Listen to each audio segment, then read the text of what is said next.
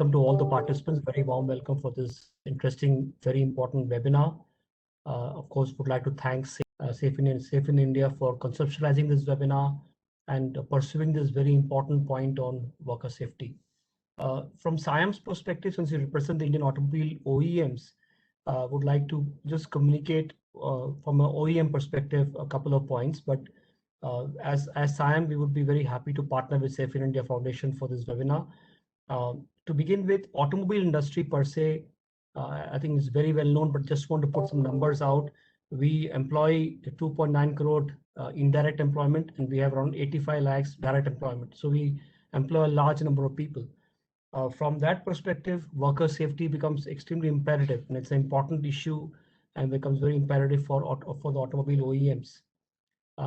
Now, there has been some very good practices in OEMs, and today's webinar, we will have an opportunity to go through a case study presentation by one of our member OEMs, Maruti Suzuki India Limited. So there is clearly a lot happening on this issue, but as is very evident, a lot more can happen and a lot more should happen.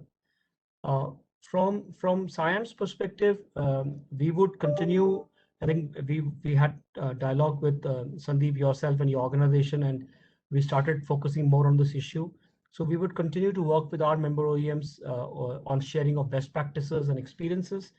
And some of those areas which we identified, we will focus on in our communication or engagement with OEMs would include operational and safety and health policies. How do we work? How do we share best practice on OSH policies? Second, how do we engage with all levels of the supply chain as OEMs? How do we engage with not just tier 1, tier 2, but tier 3, tier 4, all levels of supply chain? And of course, the issue of supplier code of conduct. So these are 2 or 3 areas which we identified. We'll work very closely with our member OEMs and see how we can make a difference. But to end, I just would like to say that I agree with you, Sandeep, very, very well put. Worker safety is good for business, good for productivity.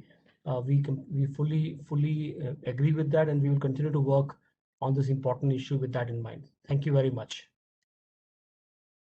At the outset, let me compliment you, Chitra, and all our friends in Safe in India for doing such a marvelous job in terms of drawing attention to an aspect of the industry, which is the health and safety of the workers, which seemingly sort of is getting neglected. And thank you for bringing it to fore for the industry to take necessary action. I am not new to this forum. I think this is my 3rd or the 4th engagement that I am being with you. And I genuinely believe that as the industry evolves, it needs to set right its index on health and safety of the employees. I distinctly remember in the first event that we had, I think it was about 5 years ago in Gurgaon. And thereafter, what we did in ACMA was that, we run cluster programs, and we made it mandatory part of the cluster programs, which is like an education and training that we do for our members. We made it mandatory for the cluster programs to have at least 15 to 20% of the education devoted to health and safety. And I'm very happy, I'll talk about it, that companies that undergo the ACMA cluster program, we have about 1,200 plants that have undergone the ACMA cluster programs. And they have done, if I may say, a good job in that area. What we do there is that, we have KPIs that look after that in some ways take an account of the number of accidents, the number of accident-free days, unsafe activities that need to be rectified, unsafe conditions that need to be changed, record of near-miss incidents for companies and management to take action, and of course, a safety index number based on risk evaluation of the companies, which the companies have to work on, a check on the first aid and employee health expenses that the company is doing and whether that needs to be improved.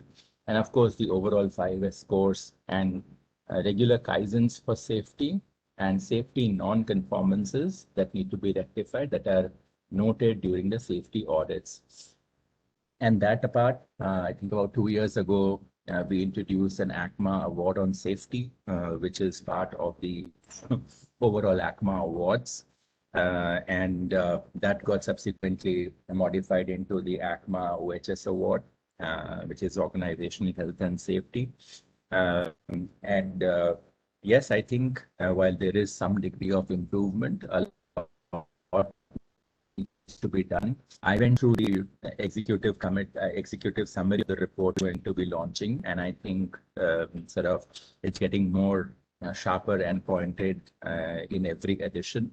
Also, I see that the engagement of the OEMs is getting better and better with every subsequent edition. This time round, I believe we have about 10 odd OEMs that got engaged, and now with our good friend Rajesh, who's also committed to this initiative, we will have more and more of these OEMs getting engaged, because typically I've always believed that the responsibility of a supply chain audit lies with the OEMs. They should in some ways mandate this audit to their every single supplier, whether the tier 1, and the tier 1 should then mandate it to the tier 2s, and the tier 2s to the tier 3s. But somewhere the apex is the one that should, in some ways, monitor and probably they should have strict compliance standards so that, we have not only just a good image, but we are fair to the people who work for us. And in some sense, what the pandemic has done is that it has brought to fore the importance of human resource in the organization. And earlier on, probably that would feature somewhere down in the list as what was important for an organization. But the pandemic has in some ways brought home the point that, you need to take care of your employees well enough, because eventually it is they who, in some sense,